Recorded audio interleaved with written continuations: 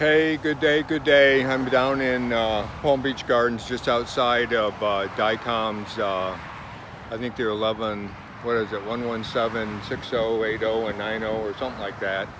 Anyways, down the road to Starbucks and Publix and stuff, but right off of one. So anyways, they tell me this is tidy.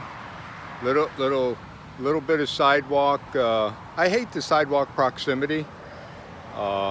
After hours, you know, they probably are a little tight on security here with people.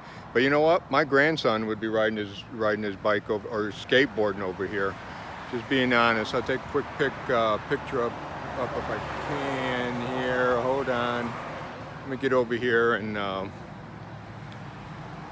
don't know. I just sometimes I see this now, and I just say. Really? That's how they want this? I don't know, you know, could be wrong. Hope you're having a good day. This is Mike out and about in South Florida. See you later. Bye-bye.